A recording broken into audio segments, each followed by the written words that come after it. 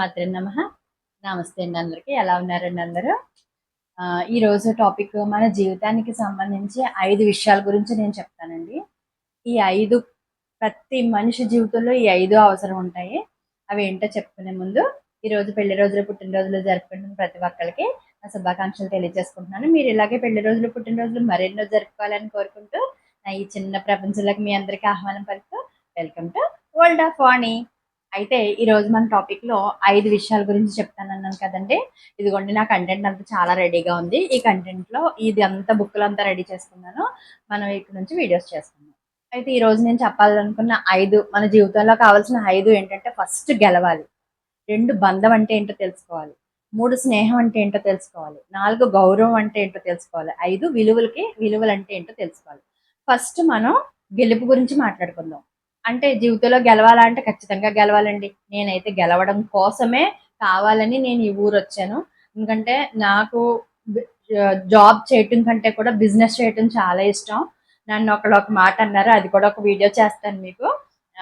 అంటే ఎదుటి మనుషులు ఒక మనిషి మీద గబుక్కుని మాట ఎలా వదిలేస్తారు అన్న దాని గురించి చెప్తానండి, అది కూడా చెప్తాను.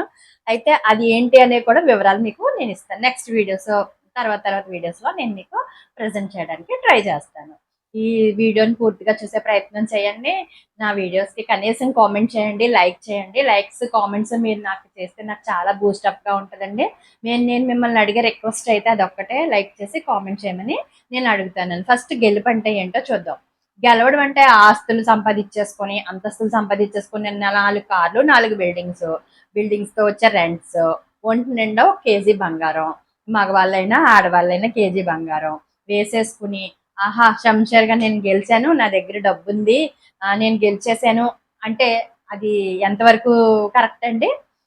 డబ్బు కావాలి, డబ్బు చాలా అవసరం, డబ్బుతోనే మనిషి బ్రతుకు ఉంది. అది మాత్రం నేను 100% కాదు 1000% చెప్తాను. డబ్బు లేకపోతే మనిషికి విలువ లేదు.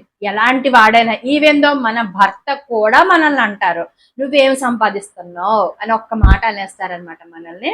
డబ్బుతోనే మొత్తం అంతా ఉంది. కానీ ఇక్కడ గౌరవం దేని వల్ల వస్తుందంటే డబ్బుని బట్టో, ఆస్తులను బట్టో, అంతస్తులను బట్టో రాదండి.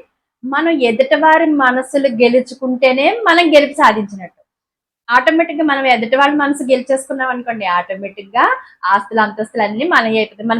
మన భర్త మనసు మనం గెలుచుకున్నాం అనుకోండి, అతని జీతం తీసుకొచ్చి మన చేతిలోనే పెడతాడు చచ్చినట్టు కదా. అలాగే అత్తగారిని మామగారిని గెలిచామనుకోండి, వాళ్ళు ఏం చేస్తారు, అమ్మ బాబాయ్ నా కోడలకు మించిన వాళ్ళు లేరని వాళ్ళ పేరు మీద ఉన్న ఆస్తులు కానీ బంగారాలు కానీ మనకేస్తారు.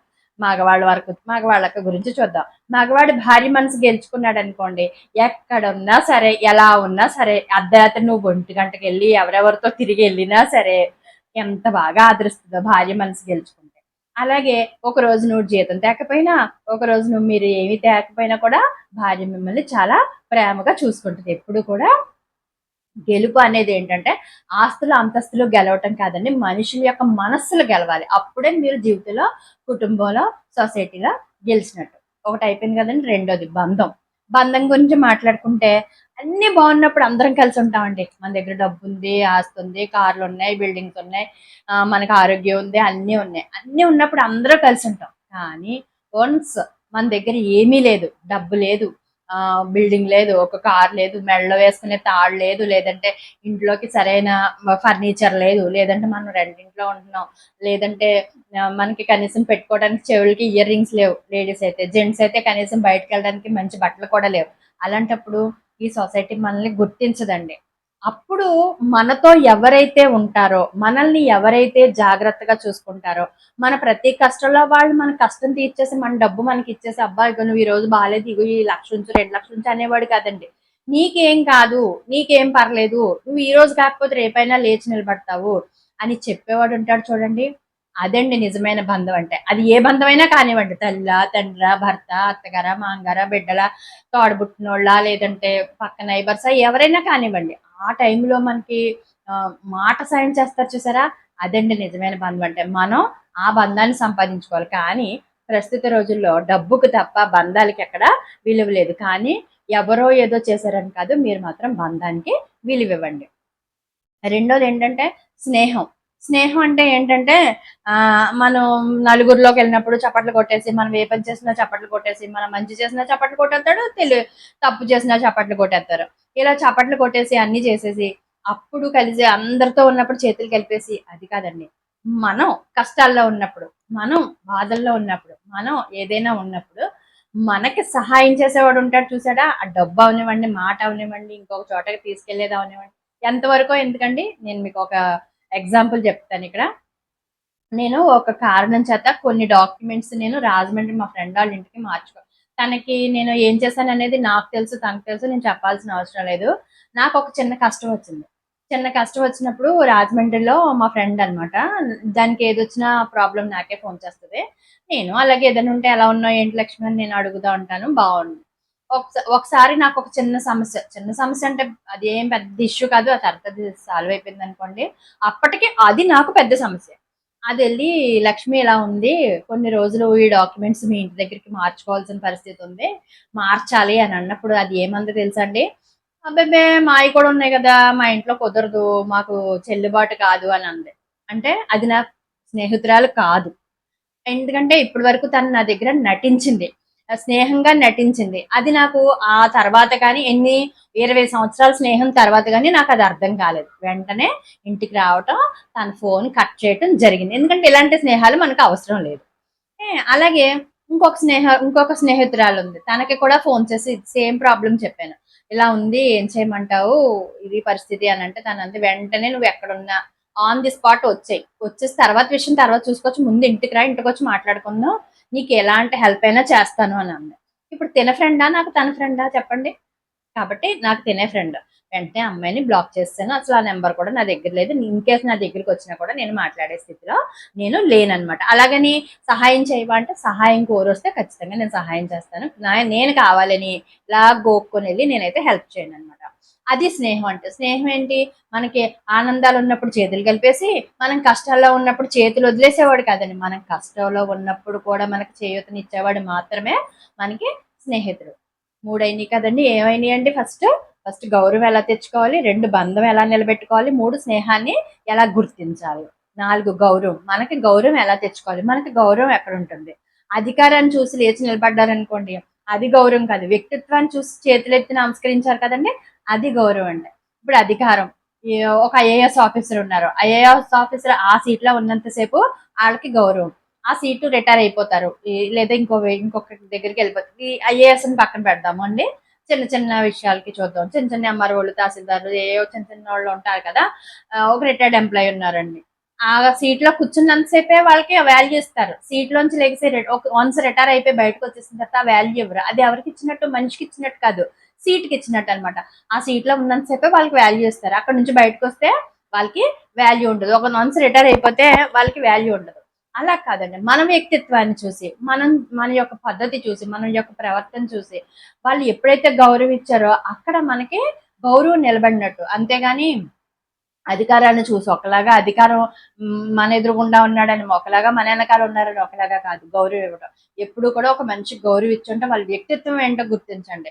ఆళ్ళు ఎలాంటోళ్ళైతే కానివ్వండి మనకు అనవసరం. వాళ్ళ వ్యక్తిత్వం ఎంత బాగుంది, వాళ్ళు ఏ స్టేజ్‌లో ఉన్నారు, హై స్టేజ్‌లో ఉన్నారా, కింద స్టేజ్‌లో ఉన్నారా, అటెండర్ స్టేజ్‌లో ఉన్నారా, లేదా ఇంకా కింద స్వీపర్ స్టేజ్‌లో ఉన్నారు కదా! వాళ్ళ వ్యక్తిత్వం ఏంటి? వ్యక్తిత్వాన్ని గుర్తించి మీరు ఎప్పుడు కూడా ఆ వ్యక్తికి మనం గౌరవం ఇవ్వాలి. అదే స్టేజ్‌లో మనం ఉండొచ్చు.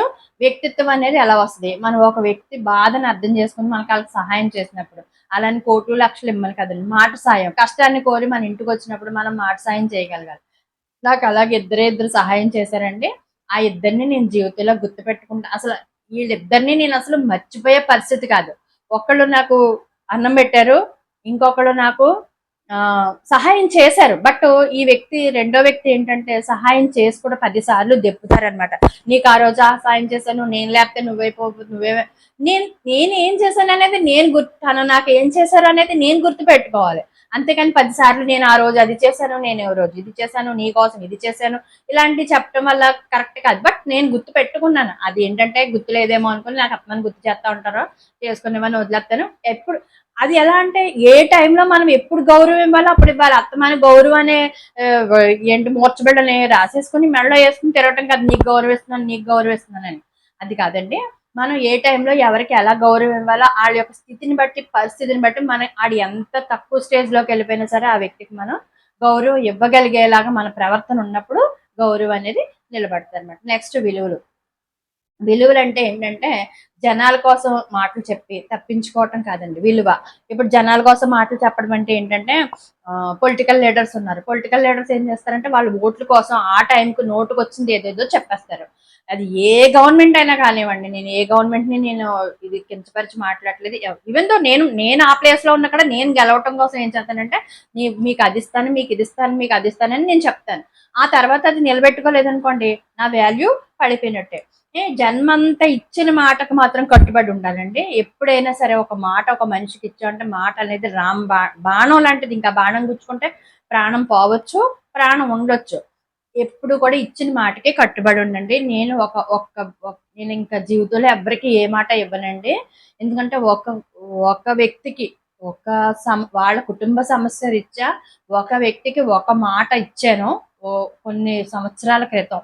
ఈ రోజుకి నేను ఆ మాట కట్టుబడి ఉన్నాను. ఆ ఒక్క మాట ఇచ్చి కట్టుబడి ఉన్నందుకు ఈ రోజుకి నేను స్టిల్ నౌ ఈ రోజు కూడా ఈ వీడియో చేస్తున్న రోజు కూడా నేను మాటలు పడ్డానండి. చాలా మాటలు పడ్డాను. మామూలు మాటలు కాదు. సహాయం పొందిన వ్యక్తే నన్ను తిడుతున్నారు. ఇంతకీ వాళ్ళకి చేసిన సహాయం అది వాళ్ళు గుర్తు పెట్టుకోవటం అనేది పక్కన పెడితే సహాయం చేసిన వ్యక్తే నన్ను తిడుతున్నారు. నేను నా ద్వారా ఎవరైతే సహాయం పొందారో వాళ్లే నన్ను తిడుతున్నారు, వాళ్లే నన్ను తప్పు అంటున్నారు, వాళ్లే నన్ను కించపరిచినట్టు మాట్లాడుతున్నారు. ఓకే, మాట్లాడినివ్వండి. నేను మొన్న ఒక షార్ట్ వీడియో ఒకటి చేశాను చూడండి. ఎవరినైనా మనం అప్పు తెచ్చుకున్నామంటే వడ్డీ కట్టాల్సిందే, ఎవరినైనా ఒక మాట అన్నామంటే దానికి తగ్గ ప్రతిఫలం మనం అనుభవించాల్సిందే. కాబట్టి ఎవరు కూడా విలువలు పోగొట్టుకోవద్దు. విలువ అనేది మనం మన ఒక మాటకి కట్టుబడి ఉంటే ఎంత విలువ ఇవ్వగలుగుతామో అంత విలువ ఇవ్వండి. విలువ ఇవ్వలేరు కదా ఆ వ్యక్తితో మాట్లాడడం మానేయండి. అంతేగాని నేను ఇది చేశాను, నేను ఇది చేశాను అని చెప్పి 10 సార్లు వాళ్ళతో అనిపించేసి మీరు వాళ్ళ దగ్గరికి వెళ్ళి సాహో అని కిందకి పడిపోయి వాళ్ళ కాళ్ళు పట్టుకోవాల్సిన అవసరం అయితే ఏం లేదు. నిజంగా మీ దగ్గర 10 రూపాయలు లేవు, లేదంటే నిజంగా మీకు ఆరోగ్యం లేదు, నిజంగా మీకు ఏది లేదు, ఆ టైంలో మీకు ఎవరు సహాయం చేస్తారో వాళ్ళ హెల్ప్ అడగండి. ఏది లేకపోతే అమ్మ ఈ రోజుల్లో దేనికోసం బాధపడక్కర్లేదు. ప్రకృతి మనకు అన్ని కల్పించింది. ఈవెన్ దో వృద్ధాశ్రమాలు, అనాథాశ్రమాలతో సహా అన్ని కల్పించింది. మన చేతిలో డబ్బులు ఉండాలి, నోట్లో మాట ఉండాలి, కానీ అన్నీ వస్తాయి. కాబట్టి ప్రతి వ్యక్తి కూడా నేను చెప్పాల్సింది ఏంటంటే డబ్బు సంపాదించండి ఫస్ట్. డబ్బు సంపాదిస్తే అన్ని ఇలా మీకు ఆడజాలకు వస్తాయి, తప్పకుండా వస్తాయి. కాబట్టి డబ్బు ప్రధానం. డబ్బు కంటే కూడా ఇవన్నీ ఇంపార్టెంట్. వీటన్నింటికంటే కూడా ఇంపార్టెంట్ ఏంటంటే డబ్బు. ఇది మాత్రం నేను చెప్తాను. కానీ ఈ 5 మాత్రం మీరు జీవితంలో కోల్పోవద్దు. ఏంటంటే ఒకటి గెలవడానికి ప్రయత్నించండి. మనుషుల యొక్క మనసులు గెలవడానికి ప్రయత్నం చేయండి. 2 బంధాలు ఏంటి నిలబెట్టుకోవడానికి ప్రయత్నించండి. 3 స్నేహం అంటే ఎలా ఉంటుందో ఒకసారి గుర్తించండి. స్నేహాన్ని గుర్తించండి ఎవరేంటనేది. మీకు ఎక్కడ గౌరవం ఉంది అనేది మీరు ఒకసారి కనిపెట్టండి. 4 మీకు ఏ విలువిస్తున్నారు, ఎదుటి మనిషి ఎలాంటి విలువిస్తున్నారు అనేది కూడా తెలుసుకొని మీరు ప్రవర్తించండి. అప్పుడు దాన్ని బట్టి మీరు పక్కకు వచ్చేసేయండి. ఎక్కడైతే మీకు ఈ 5 దగ్గర ఆటంకాలు కలిగాయో ఆ యొక్క సిచ్యువేషన్స్ నుంచి, ఆ యొక్క పరిసరాల నుంచి మీరు పక్కకు వచ్చేసి మీ పనులు మీరు చేసుకోండి. Thank you so much all my subscribers. మీరు అందరూ కూడా నా వీడియోని ఆదరిస్తారని కోరుకుంటున్నాను. జస్ట్ ఒక లైక్, ఒక కామెంట్ చేయండి. నాకు కావాల్సింది అదే. మీ నుంచి నేను కోరుకునేది కూడా అది ఒకటే. నన్ను ఆదరిస్తారని, నా వీడియోకి లైక్ చేసి కామెంట్ చేస్తారని నేను కోరుకుంటూ thank you so much all my subscribers.